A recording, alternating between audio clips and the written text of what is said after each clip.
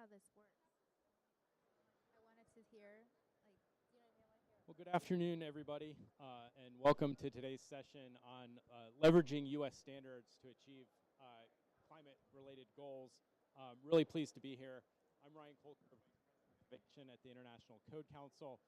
This session is actually jointly presented by ICC and the U.S. Green Building Council. So again, really appreciate the opportunity to be here and really appreciate America's All In for hosting this session. We have some great panelists today who sort of develop or use standards, which I think is probably the secret weapon in assuring progress on climate and really making sure that the claims that we're making are verifiable and that we're actually moving forward and making progress. So standards really set the expectation of what needs to be achieved across the economy and how it's actually measured and verified. And this is certainly important for the built environment, where we see 40% of greenhouse gas-related emissions, and really buildings serving as the protection from the impacts of climate change that we're already seeing.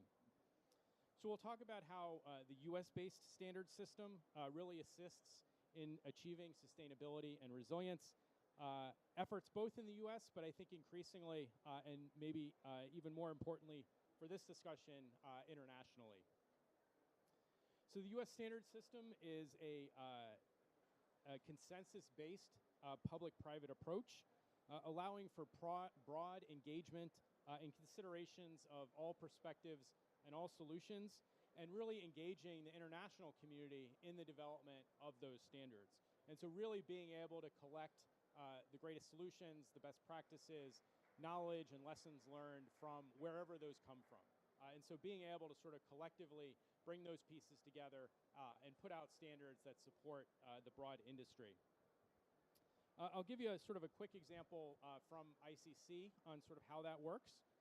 So we develop model building codes through a consensus-based facilitation process that really sort of pulls in a lot of the different standards from across the sector. So we'll hear from ASTM, ASHRAE, and ACI, all whose organizations develop standards that are ultimately integrated into the international codes. We'll also hear from a user of manufacturing perspective, hopefully sort of building out the case for the important and critical role of standards. So I think, you know, some of the challenges that we see, you know, particularly from sort of the U.S. Based standards sort of enterprise, is while we follow a very rigorous process that meets the requirements of the World Trade Organization, we see many governments and international actors sort of pointing more towards sort of ISO, IECC, or ITU sort of based standards. And so, you know, we're going to talk a little bit about sort of why international standards developed through the US-based process really unlock the opportunities that we see within the climate and resilience space. So each of the organizations with us today have seen some success in engaging in an international way, seeing their standards being used.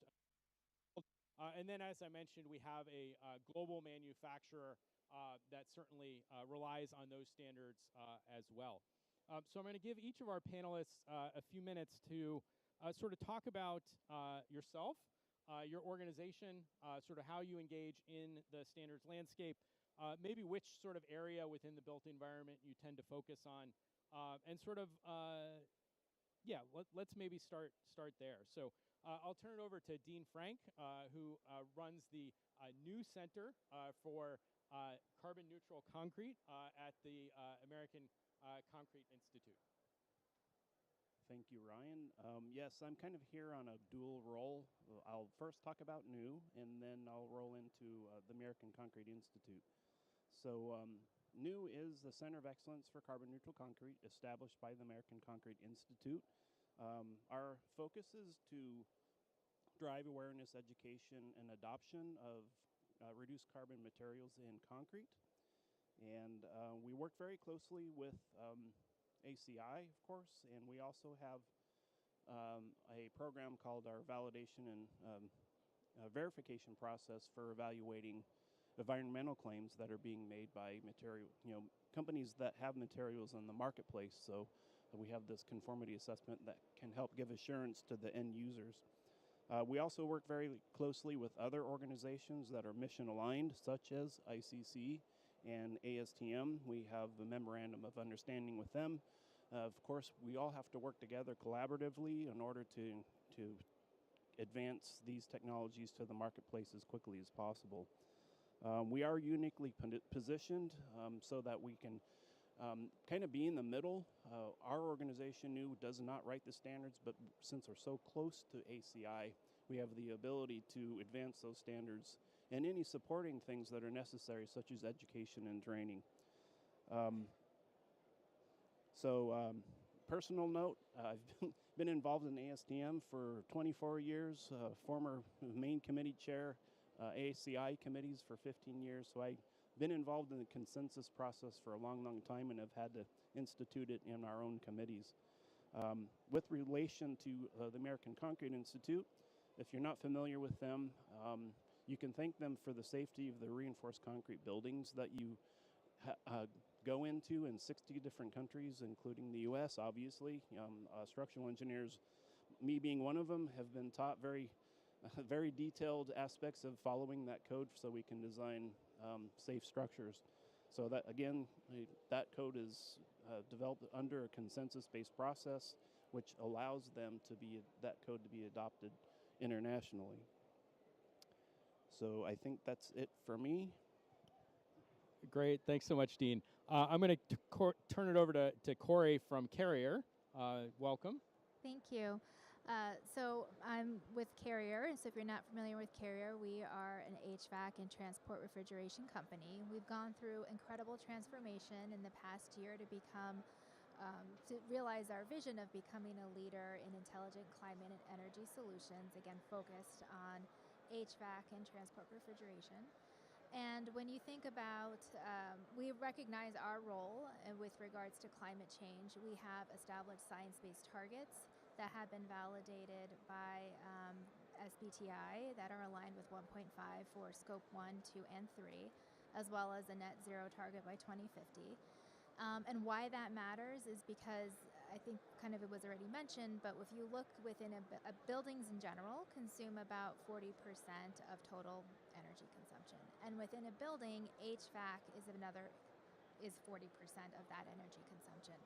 So when you translate that to greenhouse gas emissions, we're looking at about the HVAC industry as a whole contributing to about 15% of annual greenhouse gas emissions. So that's why it's important to have companies like Carrier be part of forums like this, because we absolutely need to be part of the journey to net zero and how we all as a society get there. And that's also importantly why codes and standards matter, because we make energy efficient technologies, our competitors do as well, but what codes and standards allow is that broader adoption of these technologies in a safe way, which I'm sure we'll get into a bit more in the panel. Thank you. Great, thanks so much, Corey. I'm going to turn it over to Jim Wolf from ASHRAE. Okay, I'm Jim Wolf. I'm a presidential member of ASHRAE. I was president of ASHRAE in 2021. Probably some of you weren't born at that point.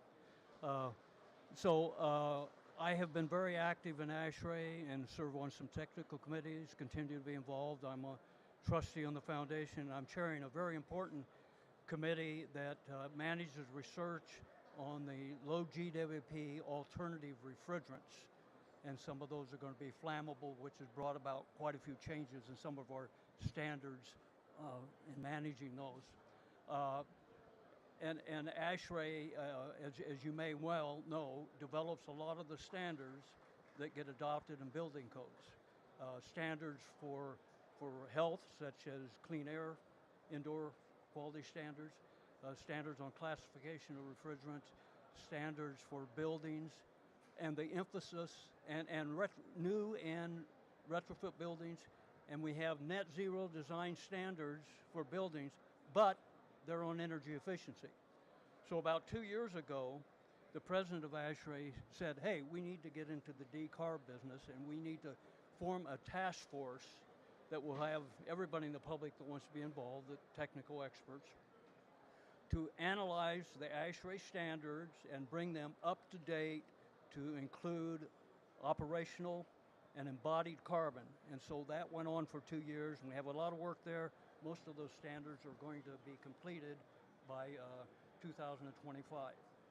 And now that has evolved into a permanent organization within ASHRAE, which is called the Center of Excellence for Building Decarbonization. It's CEBD.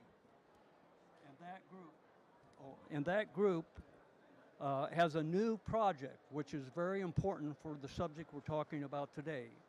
The title is Flexible International Building Code Framework. Now, the project seeks to develop a flexible building code framework and collaborative process to streamline the development and adoption of consensus-based national, subnational model building codes, supporting tools and training. And it has 4 project goals. The first one is development of an interactive building codes needs and capabilities assessment tool for use in collaborative workshops with key national stakeholders. The second is development of a facilitator's guide and workshop materials for local translation and use by national partner organizations. And those are to be completed by the end of 2025. And the last 2 are preparation and participation in a collaborative stakeholder workshop in a pilot emerging economy country. And the last is support pilot country partners in developing recommendations for building codes development, implementation, training, tools, and supporting policies. The whole goal is to educate, motivate, train people to use standards, international codes and standards. And the last thing I want to cover is the framework includes 6 items, and I'll just read the titles. So one is desired decarbonization impacts, building decarbonization measures, building policy code methodologies, code compliance capabilities, cost implementation capacity, and finally, government commitment and resources. So it's a very comprehensive program that's just getting off the ground, bringing carbonization into the building codes and the standards, and then promoting those internationally. Great, thanks so much, Jim. And I know we'll have sort of an opportunity to talk a little bit more sort of about collaboration, but ICC is really pleased to be working with ASHRAE on sort of many of those efforts, including developing a standard, ASHRAE ICC Standard 240, to support the quantification of greenhouse gas emissions across the entire life cycle of buildings. So we really have sort of a basis to benchmark from and assure that everybody's sort of working from sort of the same standard and the same starting point. So really great to see that sort of collaboration. I'm going to turn it over to Teresa from ASTM. Thank you, Ryan, and thanks to ICC and the U.S. Green Building Council for this opportunity. I'm Teresa Sindraska, Vice President for Global Cooperation, which will come into the conversation at a later point. ASTM has been around for over 100 years, formulating voluntary consensus standards. Those standards comply with World Trade Organization, WTO, Technical Barriers to Trade Committee principles for international standards. We also create those standards in accordance with an accredited process. There are about 13,000 standards in ASTM that address materials, products, systems, and services, and they are formulated in 145 committees. About 40 of those committees address the building envelope. So everything from roofing and sheathing, wood and steel structural support, flooring, whether it's tile and carpet, paint, atmospheric analysis within the buildings, environmental considerations where that building is sited, and soil and rock, piping systems. It is the whole building envelope, essentially. So it's really relevant to the work that these code organizations are doing. Our standards are created by 34,000 individual members from 150 countries. It's very much a bottom-up process. These are individuals who are from the public and private sector, and they represent users, producers, government agencies, research laboratories, academia. They're very close to the issues that the standards pertain to. They're deciding what standards are needed and the content. And they're also able to very quickly respond to the needs. So when you talk about things like sustainability and resilience, they're able to quickly incorporate those considerations, and we're seeing more and more of that in the standards that pertain to the built environment. I think that's it for now. Thank you all for sharing. Maybe let's dive a little bit deeper into, for the standards development organizations on the panel, how widely are your standards or tools used sort of around the globe, and what value have you been able to share to have different countries or different entities sort of use your standards? And then Corey, I'll turn it over to you on sort of what's the advantage of having sort of the US-based standards being applied around the world. Dean, you want to start? Sure. So I already mentioned that the ACI's flagship standard, ACI 318 for structural concrete, is utilized in 60 countries. That's supported by additional specifications, standards, guides, reports that are also adopted in support of those. One thing I do want to mention, you asking, kind of my view in seeing something live happening right now is some new developments that are taking place with a new committee within ACI devoted to seawater concrete. And this is a new thing. Well, not a new thing. It's been around for a long time, but the mechanisms required to successfully use seawater concrete are now coming to fruition with the development of another code on fiber reinforced polymer rebar, which is non-corrosive, so now we can start talking about using seawater concrete. This is in particular interest for countries that have limited access to fresh water for use in concrete, or coastal areas that have either brackish sand or, again, don't have access to seawater. So we're seeing this right now, if you've heard of the project called NEOM in the Kingdom of Saudi Arabia. They are begging for a solution that they can utilize this technology. So the ultimate goal here is for this committee to come up with guides and ultimately a code that would govern the use of that. And so I think it's very exciting with the developments that we're seeing taking place. Great. Who wants to go next? Okay. In terms of ASHRAE standards and how they're used internationally, ASHRAE has about 55,000 members. And so we have members globally, worldwide, and thousands of members internationally. And so what happens, these members are involved in developing our standards, and then they also encourage their governments and use their standards professionally in their, like consulting engineers, in designing their buildings, and encourage the adoption of building codes. So it's hard to quantify exactly where they're used and how much, but we know they're widely used, and we're expanding our membership internationally. And one thing they like about those standards, as the ASHRAE standards and the building codes based on those, are a little bit unique compared to the ISO standards, because Ryan mentioned their consensus standards, which means they go out for public review, the comments that come in, and every comment has to be resolved before the standards approved. Whereas, and I've been involved on committees on the ISO standards, there you have governments together, and they agree on standards, but it may not necessarily go out to public review on a consensus basis. So a lot of members throughout the world really like the ASHRAE standards because they know that they have been developed on a very broadly agreed upon basis. Thanks. ASTM, since it was established, has been committed to serving global societal needs by improving health, safety, and the overall quality of life. And one aspect of that is a program that I'm responsible for in global cooperation that pertains to memoranda of understanding. We have 126 partners. They're national and regional standardization bodies, and they are in primarily transitioning economies. Some are small island developing states, some are landlocked or least developed landlocked countries. And so what we're doing is providing access to the full collection of ASTM standards at no cost. It's provided electronically. We grant permission for those national standards bodies to reference, to adopt, to use as the basis the ASTM standards.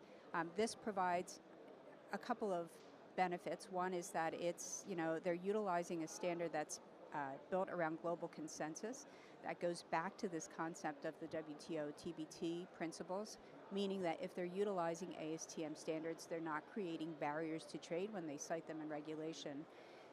There's an ability for the standards body to grab this resource and then be able to use the resources that they would otherwise use for standardization. They can use it now for compliance or training or promotion. And I think the other is that they're able to incorporate this technology so that they sort of leapfrog forward. We also encourage their active participation because we want the standards to be globally relevant. So we want to hear from them what the environmental limitations might be or what their social or regulatory context might be so that the standards reflect that information. Great, thanks so much, Teresa. And Corey, from a manufacturer's perspective, what's the value of having strong standards in place? So just to kind of put this in kind of context, so the reason why standards are important for us, or the impact that they have, is as a manufacturer, they influence how we design, manufacture, and install our products. So it's really foundational to how we bring products into the marketplace. So, and then from that, when we look at that, what areas do they impact? They focus primarily on safety and performance. So in the case of refrigerants, depending on the application, we may or may not be able to use a certain type of refrigerant, or may limit the charge of the refrigerant for the unit based on the building occupancy and such and so forth.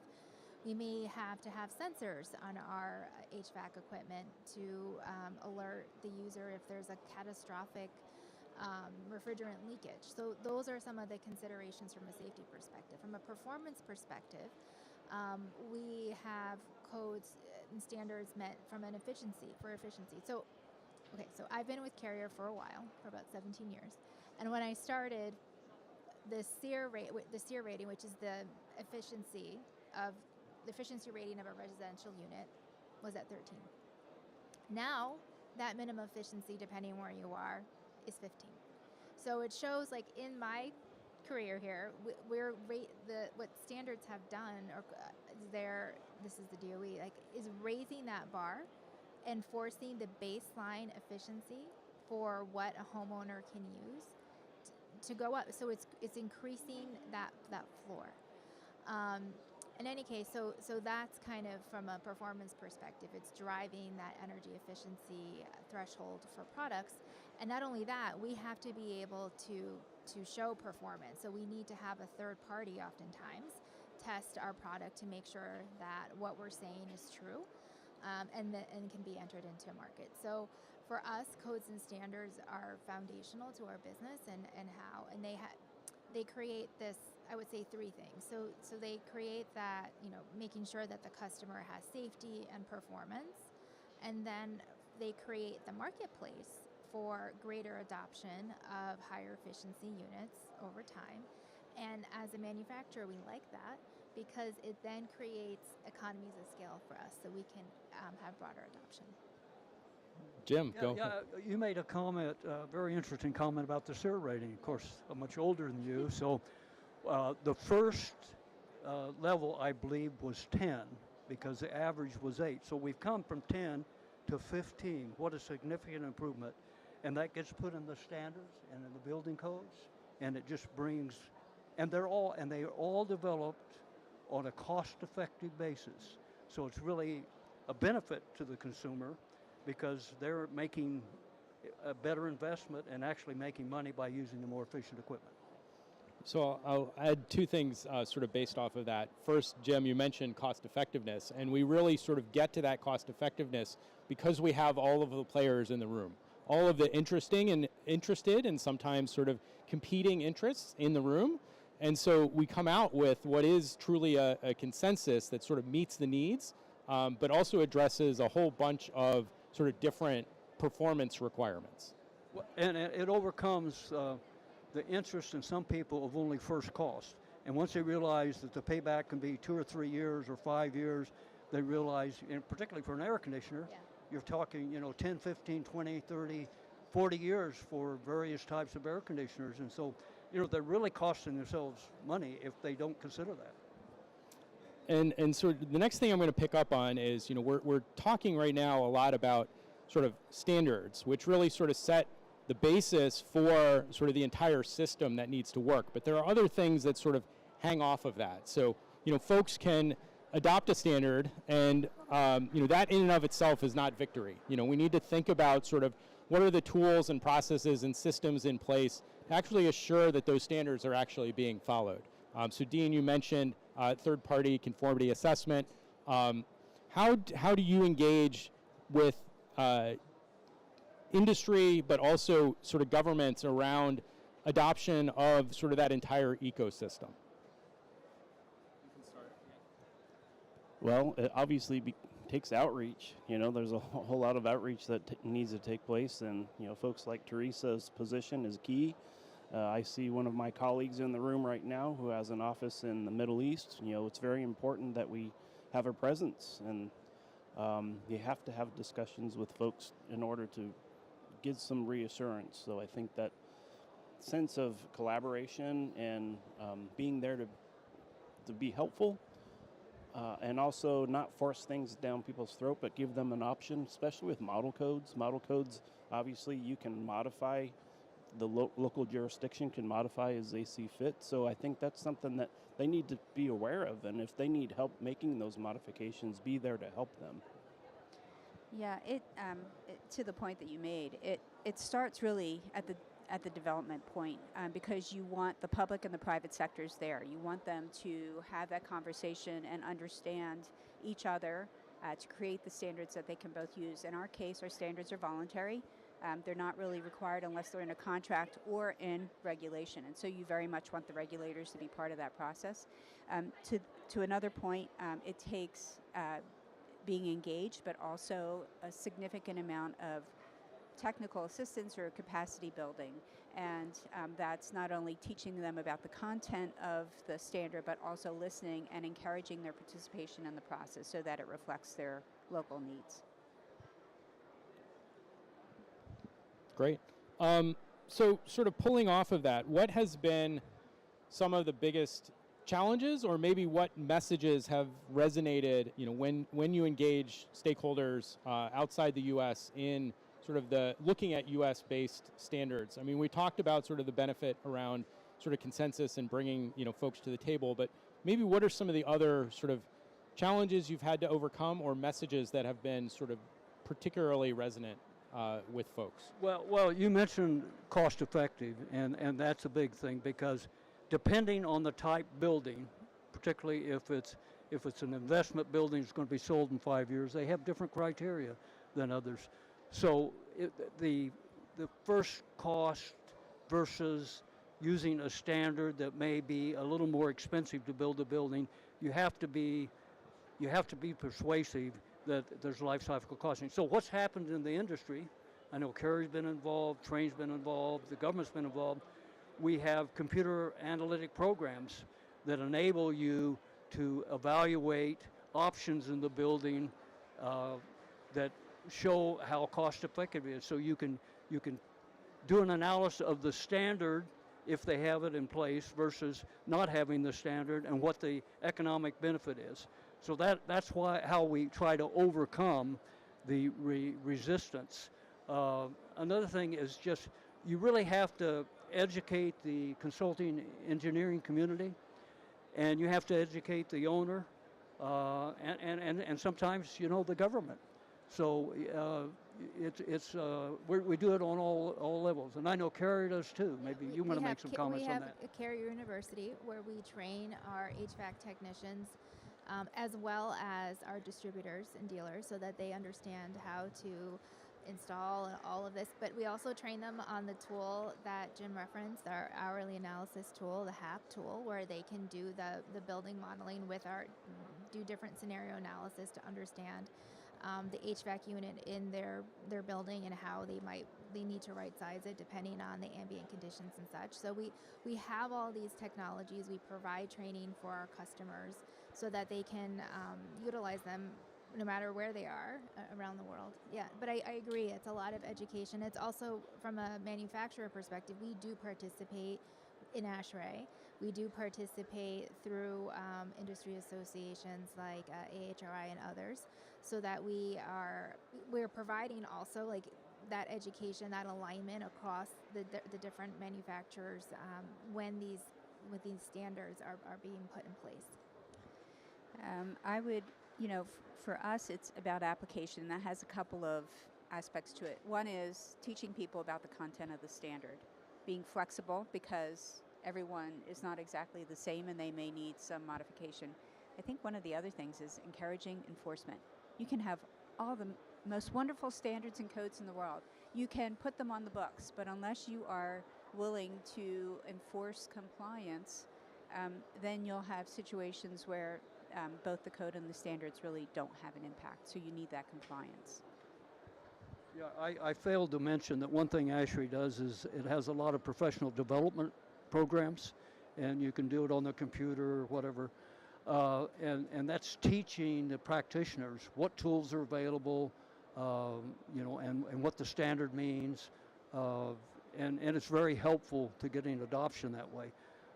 Also, I think you can really demonstrate that the standards bring about higher quality buildings, higher quality equipment.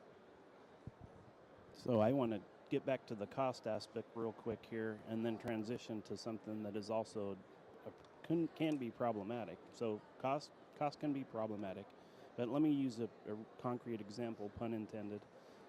So ACI just published within the last 2 weeks the first low carbon concrete code, ACI 323.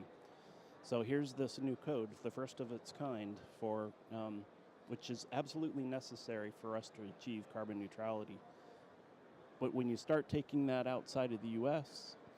and you go to Latin America, let's say, and you start saying, okay, you can use this code, well, not only is it potentially cost a problem, they may not have the raw materials available, they may not even have the technology available to appropriately place that concrete, whether it's their mixing processes, the equipment they use, the people. And so you have to train the people, you have to figure out what sort of equipment they need in order to implement. So there's all these other potential barriers besides just showing up at their door with this golden code and say, here you go, we did all the work for you. It's not necessarily the case, right? Yeah, and I think Teresa brought up a good point on sort of the malleability and the adaptability of standards to meet local situations. It's really about sort of setting those sort of principles and baseline requirements, but then figuring out sort of how do you effectively use them with the materials, the products, the testing labs, sort of all of those pieces that are available internationally.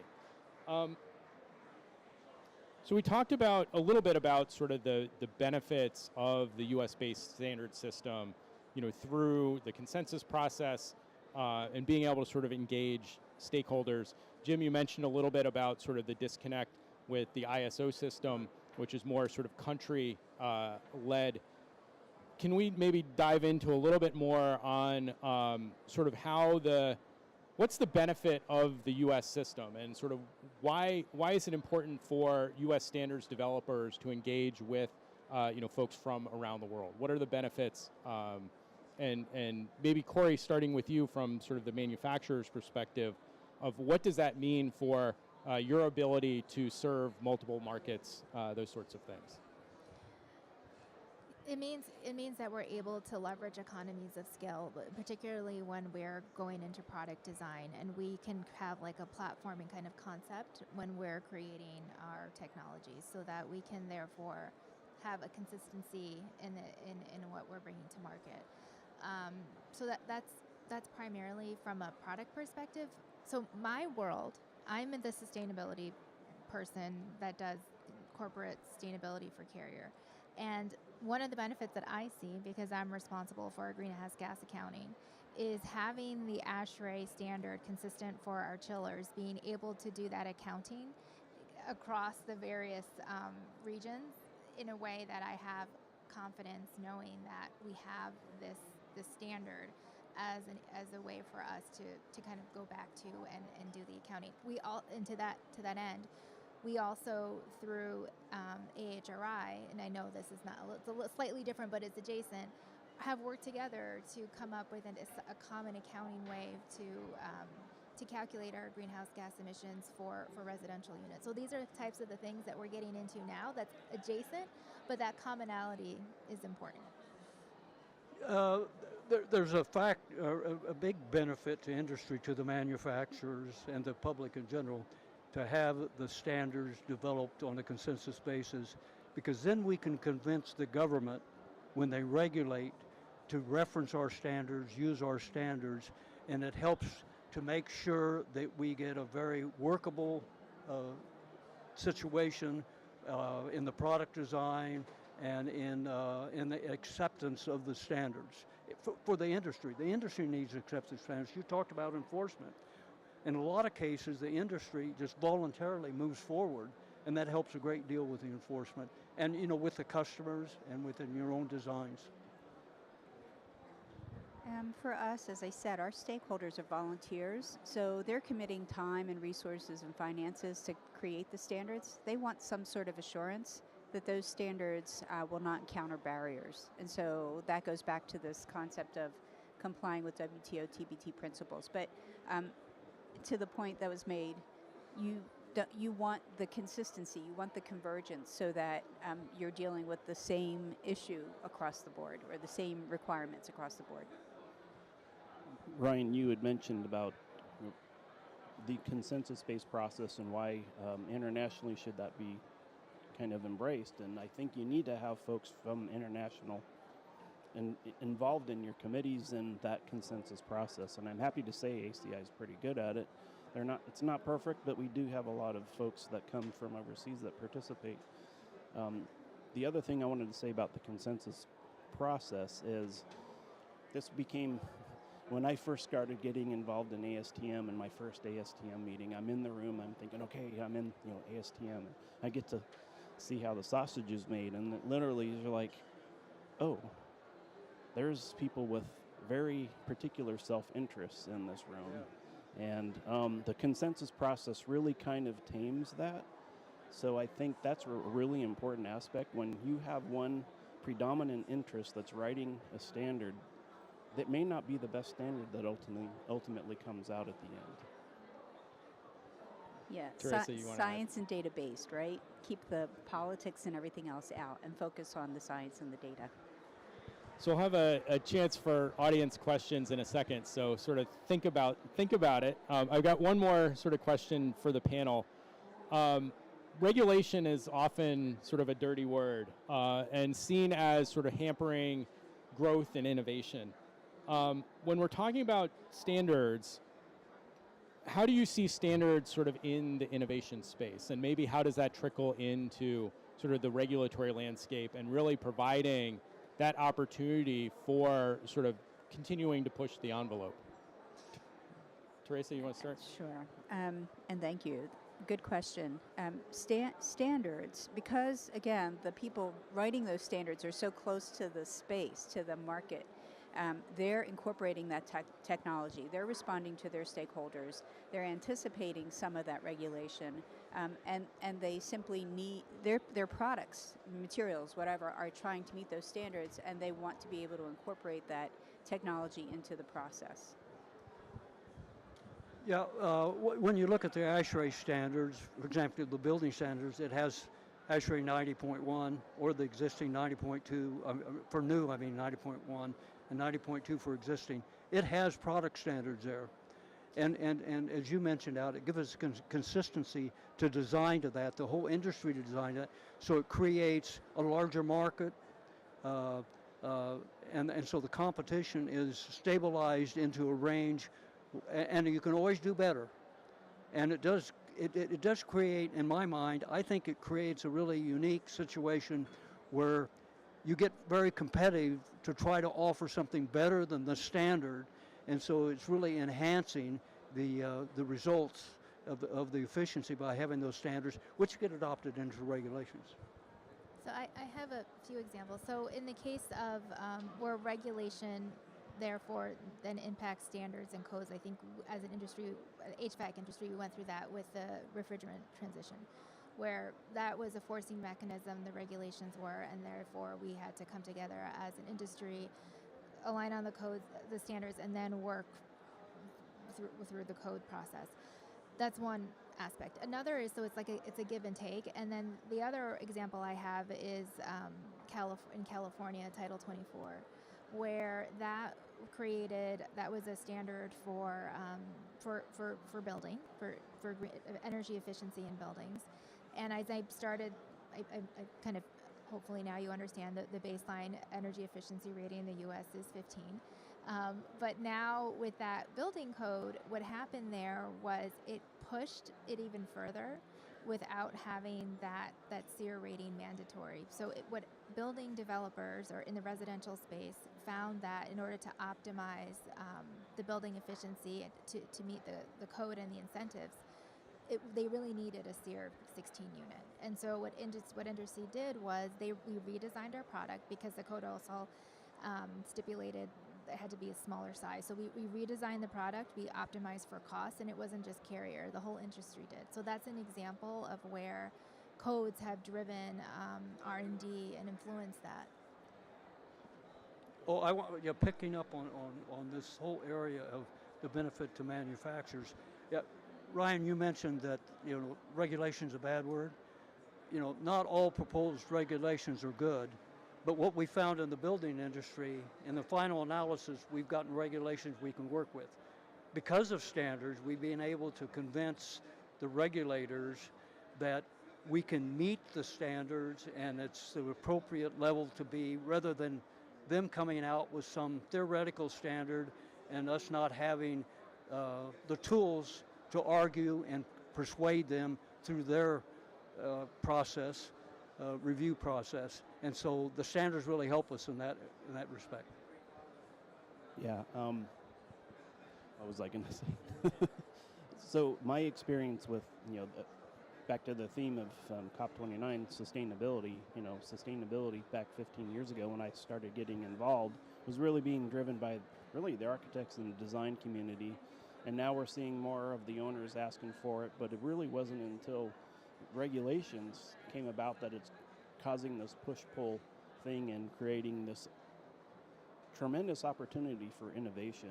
And I think the folks that are willing to innovate and the folks that are willing to adjust their standards to meet the requirements is it's really cool time to be in this industry. The other thing, jumping on what Jim said, is the regulators also need to be working with industry. They can't come out with regulations that just are not implementable. So again, we go back to that collaboration thing. I felt like there was a point in time where people were getting frustrated. They felt like there wasn't enough progress being made as far as reaching our carbon neutrality goals. So folks were out there writing really aggressive requirements that industry may or may not have been able to implement. So I think it's really important that we have that interaction amongst each other. That's back to the point of the public-private partnership. Because they're having that conversation at the consensus table, it really is very helpful. Great. So Tony, you have your question. Well, I have actually two very quick comments and then a question for which I think the answer is rather difficult. The first comment is I really enjoyed the conversation now, and I think the councils did something fabulous to get these people at the stage today. So thanks, and my hat to all of you. The second comment is perhaps a little controversial. The title, Leveraging U.S. Developed International Standards, may be strange in the sense that the organization that you represent there are really international. And so it is true that the home base of this organization is in the U.S., but the contribution of the members is truly international. So I think that the next title, when we get together in Brazil, should be slightly different. And now the real question. I love to be here. I love to see ICC at the table and pulling these people together. But how can we make this coordination more effective? What is that we need to do to make sure that irrespective of, let's say, of the group that we represent, in my case ACI, we really sit at the table with the folks from ASTM, the folks of ASHRAE, because these are the components that go in the buildings. And so the dialogue has to happen. So I don't know, Ryan, if you can answer Judy or some of the members, but cooperation and collaboration is the key.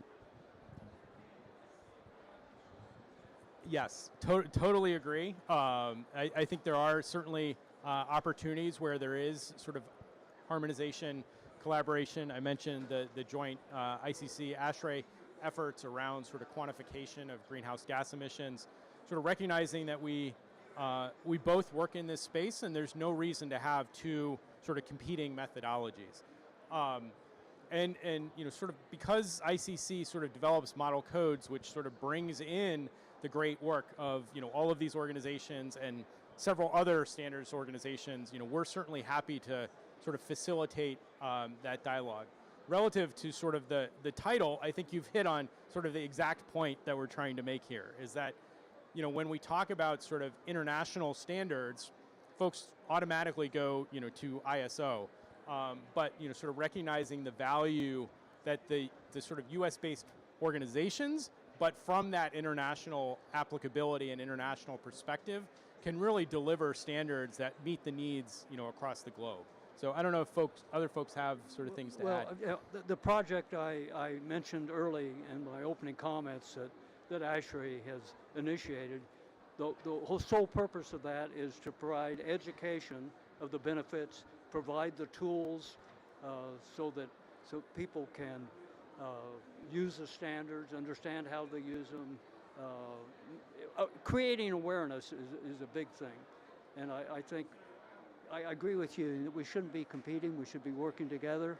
And in fact, if you look at the ISO standards, the one on building control systems is BACnet, and that was developed in the US, and it was almost adopted 100% ISO. So we have examples where some of the European standards are ISO standards, some of the US standards are ISO standards, and so there is a lot of harmonization. And for example, AHRI, they chair one ISO committee, ASHRAE chairs another one.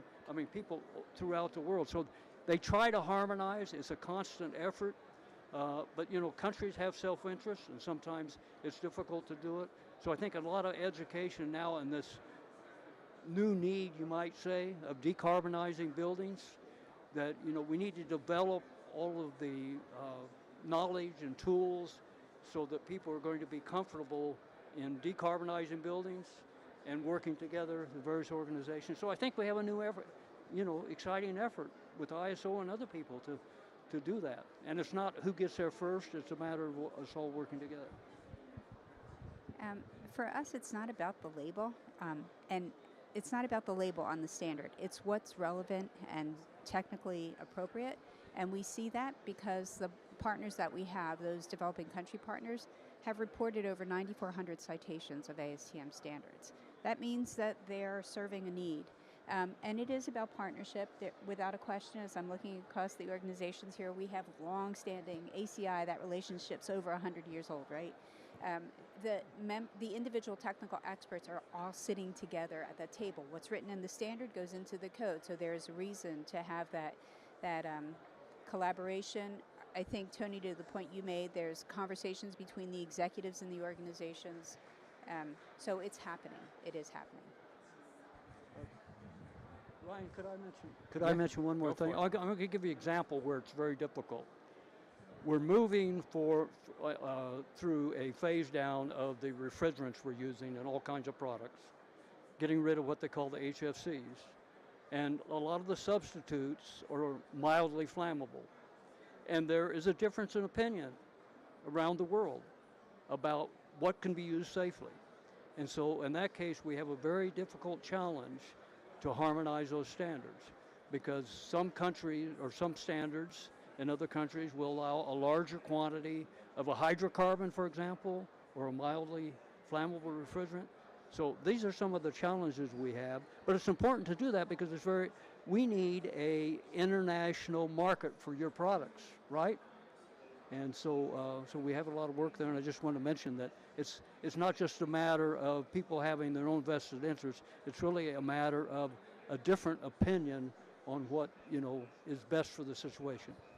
Yeah, I think, Jim, you bring up a really, really good point. When we start to talk about sort of climate adaptation and mitigation, we're in some cases sort of competing with both of those strategies. And so the way you sort of address that is bringing the stakeholders into the room and figuring out sort of how do we optimize, across those. So, one example that, sort of ICC has been dealing with and sort of found a solution for is use of mass timber. There was certainly, sustainability benefits from that perspective, but concern from sort of the fire community on what does that mean for flammability of buildings. And so, what's the research needed to actually sort of address those challenges, and how do you sort of bring those pieces together so that you can achieve sustainability and resilience at the same time? Do we have any other sort of questions from folks? Okay.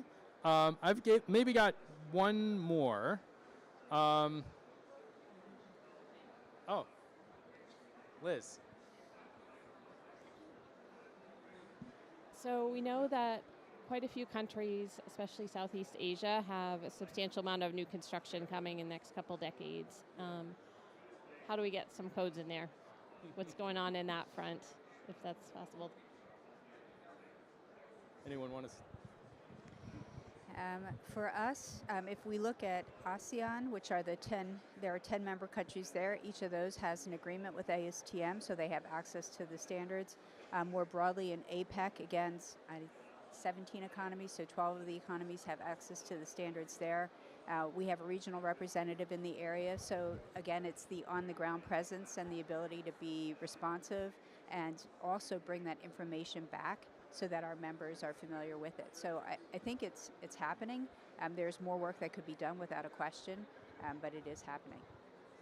With respect to the concrete industry, ACI has identified that region as a high potential region, and they're putting resources to focus on that region in particular, and some others as well, but that one I know is going to be covered because we know the huge amount of concrete that's likely going to be used there. We want to make sure that it's concrete that is the best available as far as being sustainable and resilient and all that fun stuff. I'll give a shout out to a few sort of initiatives that hopefully sort of allow those conversations to happen. One is through the Global Alliance for Buildings and Construction, really sort of bringing together folks from across the sort of buildings industry to figure out sort of what's needed and what's next. And so they do a lot of work on sort of engaging governments and industry sort of across the spectrum. The other piece which sort of flowed off of that is the buildings breakthrough, really calling for the achievement of near zero emission and resilient buildings as the new normal by 2030. And so leveraging sort of what are the pieces that need to be in place to actually make that effective. And so part of it is around codes and standards, capacity building, research, and so sort of having that collective voice on being able to engage, in those sorts of conversations. Anyone else have anything to add on? Well, I was just going to say at a earlier meeting this week, it was mentioned that on the average, a building lasts 56 years. And we have buildings that are being rebuilt in worn, torn areas right now, and they're not being built to the current standards. So we really have a lot of work to do to make sure that, we don't want to be saddled with buildings that are built, not even state of the art. That's no way to address the climate change issue. So we have a lot of work to do.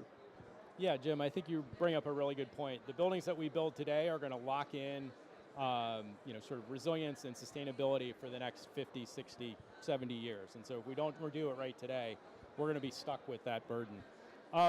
Really want to thank our panelists. Really appreciate all of you being here, sharing your perspectives, and continuing the work that needs to happen, and really seeing sort of standards as the basis for sort sort of moving things forward. On behalf of ICC and U.S. Green Building Council, again thanking America's All In for allowing this conversation to happen, and really look forward to the continuation of COP and really looking at opportunities that standards really serve to help address a lot of the challenges that we're trying to address here. So thanks again.